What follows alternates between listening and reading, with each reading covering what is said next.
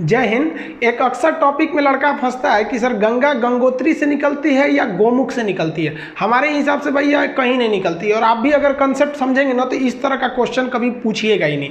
और एक और फंस जाता है, सबसे ऊंचा बांध टिहरी बांध है या फिर भाखड़ा नांगल है। दोनों अपने अपने जगह पे सही है, दोनों की कैटेगरी है। समझते हैं। देखिए, उत्तराखंड जो है ये उत्तर प्रदेश से टूट के सन 2000 में अलग हुआ था। उत्तराखंड को बेसिकली दो भागों में बांट सकते हैं। इसका पूर्वी भाग थोड़ा सा छोटा है जिसे कुमायूं कहते हैं, और इस साइड का भाग थोड़ा बड़ा है, गढ़वाल कहते हैं। गढ़वाल जो एरिया है यहाँ बहुत से बड़े बड़े हिमानी का मतलब होता है ग्लेशियर, जहाँ पे बर्फ के पहाड़ होते हैं उसे ग्लेशियर कहते हैं। वहाँ से कई नदियों का उद्गम होता है। अब इन ग्लेशियर यानी पहाड़ों के ऊपर से बर्फ कहाँ जाता है, तो जैसे जैसे ऊंचाई बढ़ती है प्रत्येक 165 मीटर ऊंचा जाने पर 1 डिग्री टेम्परेचर में कमी आने लगती है। ये कमी क्यों आती है ये एक अलग टॉपिक है। बस इतना समझिए कि जब आप जमीन पे रहते हैं तो आपको कई जगह से उष्मा मिलती है। सीधे सूरज से मिलता है, इधर का दीवार गर्म, इधर का दीवार गर्म, हवाएं गर्म, नीचे का जमीन गर्म, तो कई ओर से हवा गर्मी आते रहता है, तो आपका टेम्परेचर ज़्यादा रहता है। जैसे जैसे आप ऊपर जाते हैं तो जो नीचे की अगल बगल का वातावरण था वो तो छूट गया,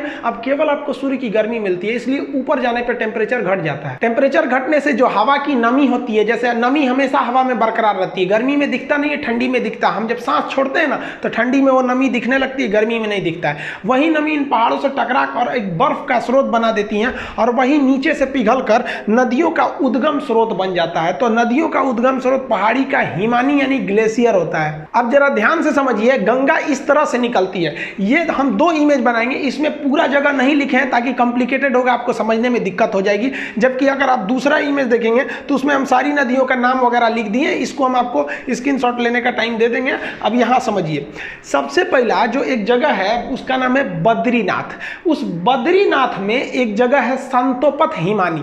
बद्रीनाथ के संतोपत हिमानी से एक नदी निकलती है जिसका नाम है धौली गंगा, विष्णु गंगा, और एक साइड से आती है धौली गंगा। तो धौली गंगा और विष्णु गंगा 2 नदियां हैं। ये 2 नदियां आपस में आके मिल जाती है विष्णु प्रयाग में। प्रयाग का मतलब होता है मिलन स्थल। तो विष्णु गंगा और धौली गंगा आके मिलती है विष्णु प्रयाग में, और यहाँ इनकी गहराइयाँ बराबर हो जाती हैं लगभग। जब 2 नदियों के मिलने के वक्त में गहराई बराबर हो जाए तो उन नदियों का नाम चेंज कर दिया जाता है। यदि एक की गहराई ज़्यादा दूसरी की गहराई कम तो नदी गहरी वाली नदी के नाम से ही नदी आगे बढ़ेगी। तो यहाँ लगभग गहराई बराबर हो जाती है विष्णु प्रयाग में, तो नाम बदलकर इस रेड वाली नदी का नाम रख दिया जाता है अलकनंदा नदी। यहाँ से यहाँ तक ये रेड वाली नदी है अलकनंदा नदी। अब इसको ओवरव्यू में समझिए। अलकनंदा आगे बढ़ती है, आगे जाकर एक नदी आके मिलती है जिसका नाम है नंदाकिनी नदी। मंदाकिनी अलग है और नंदाकिनी अलग है। नंद लाला जो है नंदाकिनी नदी आके मिलती है, तो वो नंदाकिनी नदी कम गहरी है, अलकनंदा ज्यादा है, तो नंदाकिनी यहीं समाप्त हो जाएगी भूगोल के हिसाब से। अब ये भी जगह तो मिलन स्थल हो गया। मिलन स्थल को प्रयाग कहते हैं, चूंकि नंदाकिनी नदी मिली है इसलिए इसे कहते हैं नंद प्रयाग। नंद प्रयाग के बाद नदी और आगे बढ़ती है, तो यहाँ आगे बढ़ती है तो एक और नदी आके मिलती है पिंडार नदी। पिंडार नदी जहाँ आके मिलती है उसे कहते हैं हम लोग कर्ण प्रयाग। तो कर्ण प्रयाग में पिंडार नदी आगे मिल गई। अलकनंदा जो है कहती है भाई तुम कम गहरा हो, तुम यहीं खत्म हो जाओ, आगे हम ही बढ़ेंगे। अलकनंदा आगे बढ़ती है तो एक और नदी आके मिल जाती है, वो नदी निकलती है केदारनाथ से। ये वाली निकली थी बद्रीनाथ से।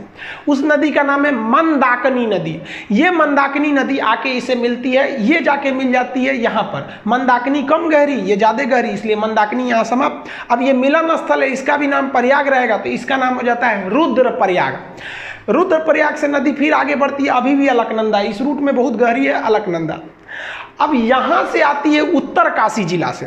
उत्तर काशी के पास एक जगह है गंगोत्री। अब गंगोत्री के पास एक एक्यूरेट पॉइंट की बात करेंगे तो वो है आपका गोमुख। वहाँ से एक नदी निकलती है जिसका नाम है भागीरथी नदी। ये भी बहुत बड़ी नदी है और उत्तराखंड के लोग मुख्य रूप से इसी को गंगा मानते हैं, ये वाले साइड को, ये उसकी सहायक समझते हैं।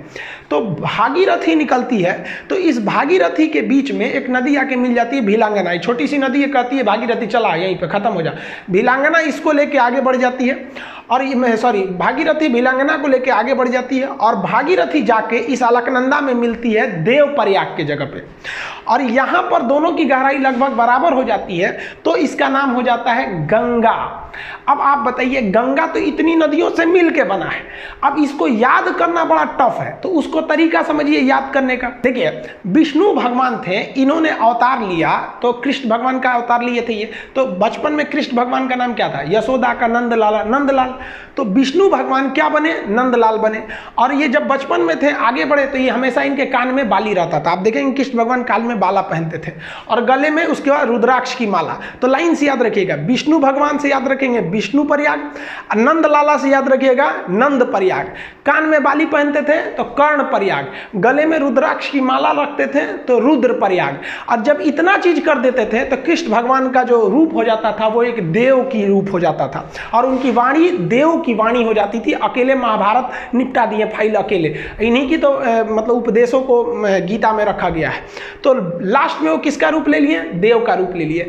यही 5 प्रयाग है जिसे हम पंच प्रयाग कहते हैं, जो हिंदू धर्म के हिसाब से ये पंच प्रयाग घूमना बहुत ही शुभ माना जाता है। उसे अपने जीवन में ये पंच प्रयाग घूमना चाहिए। तो कौन प्रयाग हो गया आपका? विष्णु भगवान से याद रखिएगा विष्णु प्रयाग, नंद प्रयाग, कर्ण प्रयाग, गले में रुद्राक्ष की माला तो रुद्र प्रयाग, और सकल हो गया इनका किस तरह से देव की भांति इनकी रूप हो गई तो देव प्रयाग। यानी 5 प्रयाग को मिला देते हैं पंच प्रयाग। तो सीक्वेंस आपको याद हो गया। अब पिछले स्लाइड पे चलते हैं। यहां देखिए, ये वाला प्रयाग कौन सा होगा? विष्णु प्रयाग।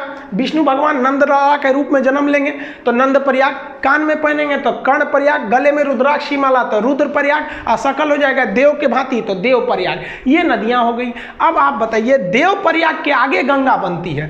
तो बीपीएससी में क्वेश्चन पूछा था कि ये भागीरथी तथा अलकनंदा का संगम कहां होता है? तो वो होता है आपका देव प्रयाग में। समझ आ गया? अब इसको एक बार दोबारा समझते हैं। संतोपत है, हिमानी है बहुत बड़ा, वहां से निकलती है धौली गंगा, विष्णु गंगा। कहां मिलेगी? विष्णु प्रयाग में। नदी का नाम हो जाएगा अलकनंदा। अगली नदी नंद प्रयाग, नदी का नाम रहेगा नंदाकनी और जगह का नाम हो जाएगा नंद प्रयाग। इसे भी अलकनंदा लेके आगे बढ़ेगी और अलकनंदा में आगे जाके मिलेगी पिंडार नदी। अब की जगह कौन हो जाएगा? कर्ण प्रयाग।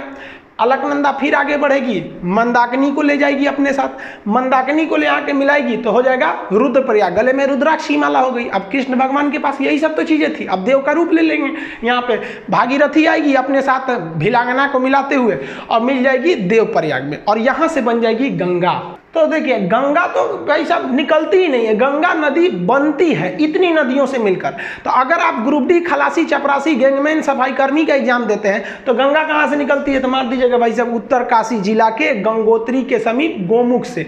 लेकिन अगर आप बड़े एग्जाम को देते हैं, कमीशन लेवल का, पीसीएस, यूपीएससी लेवल का, तो इतने छोटे लेवल का वो क्वेश्चन ही नहीं पूछेगा गंगा निकलती कहाँ से, क्योंकि उसको पता है कि भाई साहब गंगा निकलती नहीं है। गंगा एक बहुत बड़ा नदियों का एक पैटर्न है, ड्रेनेज पैटर्न है, जिसे समझना पड़ेगा। इसमें हम इन नदियों को लिख दिए हैं। यहाँ पे जो घेरे हुए हैं ये प्रयाग है, विष्णु प्रयाग, नंद प्रयाग, कर्ण प्रयाग, रुद्र प्रयाग, देव प्रयाग, और ये नदियों का नाम लिखे हैं। एप्लीकेशन में जब इसी को पढ़ाएंगे तो इसमें हम आपको याद, क्लास में जैसे याद करा देते थे उसको याद करा देंगे। अब यूट्यूब पे याद थोड़े कराएंगे बैठा के आपको, और इसका पीडीएफ और नक्शा में हम आपको इसको भरवाते थे। याद करिए, जब उत्तराखंड का नक्शा मतलब मैप के क्लास में पढ़ाते थे तो ये तो पूरा चीज आपको बता देते थे। अब इसमें 2-3 चीजें अलग से आप जान लीजिए। भिलांगना नदी जैसे आके भागीरथी से मिलती है तो इसके संगम के समीप ही बनाया गया है टिहरी बांध।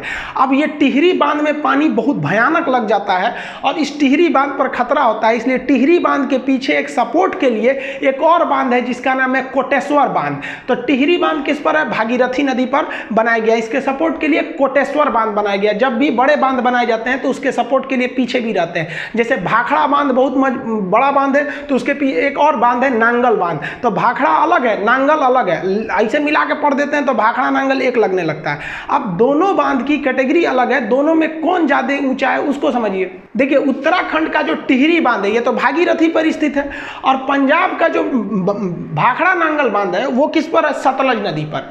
अब दोनों बांध की कैटेगरी अलग अलग है। ये बांध 260 मीटर है ऊंचा, कहीं कहीं आपको 255 देगा, तो 260 मीटर ऊंचा है, तो ये जेन्युइन है, ऊंचा है। ये वाला बांध जो है वो थोड़ा कम ऊंचा है, 225 20 मीटर ही ऊंचा है, लेकिन दोनों बांध की कैटेगरी अलग अलग है।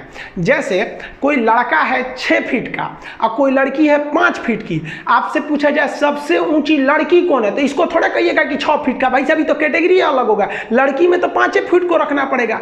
लेकिन कह दे कि इन दोनों में सबसे ऊंचा इंसान कौन है, तो भाई लड़की भी इंसान लड़का भी इंसान, तब आप कहिएगा कि नहीं 6 फुट वाला ही है। तो यही एग्जाम में पूछता है कि सबसे ऊंचा ग्रेविटी बांध कौन सा है, तो देखिए इस बांध की जो कैटेगरी है वो ग्रेविटी कैटेगरी का है और ये बांध की कैटेगरी अर्थ फिलर है। ये बांध जब पढ़ाएंगे ना तो उसमें हम आपको बता देंगे कि बांध कितने टाइप के होते हैं, आर्क बांध कौन सा होता है, ग्रेविटी कौन कौन से कई टाइप के बांध होते हैं। तो कैटेगरी के हिसाब से पूछता है ये कि सबसे ऊंचा गुरुत्व यानी ग्रेविटी बांध कौन सा है, तो भाई साहब ये 260 होने के बावजूद इसको आंसर नहीं देंगे क्योंकि इसकी कैटेगरी अलग है, ये तो उस कैटेगरी में है ही नहीं है जिस कैटेगरी का क्वेश्चन पूछ रहा है। तब आपका आंसर हो जाता है भाखड़ा नांगल बांध। लेकिन जब क्वेश्चन कहेगा कि भारत का सबसे ऊंचा बांध कौन है, तो भाई साहब आप अर्थ फिलर हैं तब भी बांध है, ग्रेविटी है तब भी बांध है, आर्क बांध है तब भी बांध है। तो अब आपके लिए कैटेगरी का बाउंडेशन खत्म कर दिया और ओवरऑल में अगर कहेगा सबसे ऊंचा बांध कौन सा है तब हो जाएगा आपका टिहरी बांध, लंबा में हीराकुंड अलग हो जाता है वो सब। तो ये समझ में आ गया आपको।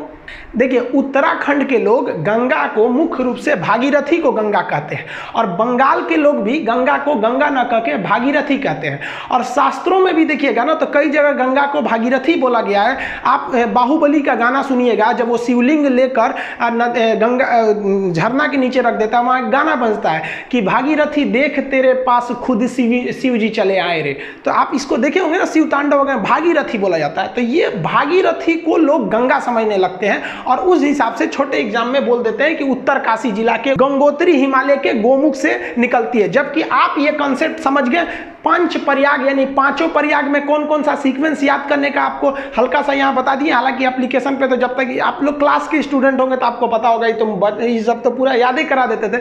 कैसे याद रखेंगे प्रयाग का जगह, तो ऊपर सबसे पहले होगा आपका विष्णु प्रयाग, विष्णु प्रयाग के बाद नंद प्रयाग, कर्ण प्रयाग, रुद्र प्रयाग और कृष्ण भगवान का रूप देव की तरह हो जाएगा तो देव प्रयाग। गंगा कहाँ बन गई, देव प्रयाग में बन गई।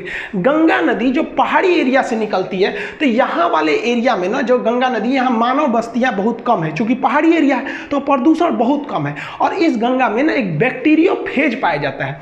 बैक्टीरियोफेज एक ऐसा चीज होता है जो हानिकारक जीवाणुओं और विषाणुओं को मार के खा जाता है, इसलिए गंगा जी के पानी में कीटाणु वगैरह नहीं लगते हैं, वो बैक्टीरियोफेज की वजह से। आईबी का एग्जाम दिए होंगे तो पूछा होगा किसके वजह से गंगा जल में कीड़े मकोड़े नहीं लगते हैं, तो बैक्टीरियोफेज ऑप्शन सी पर था। तो ये ध्यान से रखिएगा आप लोग। और आजकल देखिए हम लोग की भी कुछ गलती है, गंगा नदी में जो क्षमता है उसको पुनर्निर्माण करने की, उसमें तो हम लोगों ने अत्याचार कर दिया। कानपुर से जब गंगा निकलती है एकदम गंदगी मचा देते हैं, तो हम लोग गंगा को कुछ ज्यादा गंदा कर दिया। वो तो लॉकडाउन हो गया तो जो हम लोग सोच रहे थे गंगा साफ करेंगे अपने से साफ हो गया, अभी थोड़ा सा ढील हुआ ना लॉकडाउन में, फिर गंदा करके हम लोग रख दिए। तो प्रकृति से हम लोग भी खिलवाड़ करते हैं तो प्रकृति हम लोग के साथ भी कर देती है, कोरोना वगैरह देके। तो ये आप समझ में आ गया आप लोग को। इसका पीडीएफ वगैरह एप्लीकेशन जो पढ़ेंगे आप लोग, तो एप्लीकेशन पे इसका पीडीएफ और इसका जो टेस्ट हो गए अब तक कितने क्वेश्चन इससे रिलेटेड दिए गए उसमें दे देंगे। और न्यू रिक्रूटमेंट भी आ गया, आप देख रहे हैं, आप लोग को अब अच्छे से पढ़ना पड़ेगा, ये नहीं कि ऐसे छोटा मोटा पढ़ लेंगे तो रिजल्ट हो जाएगा। आई होप आप इसको समझ गए होंगे। मिलेंगे नेक्स्ट वीडियो में, तब तक के लिए जय हिंद।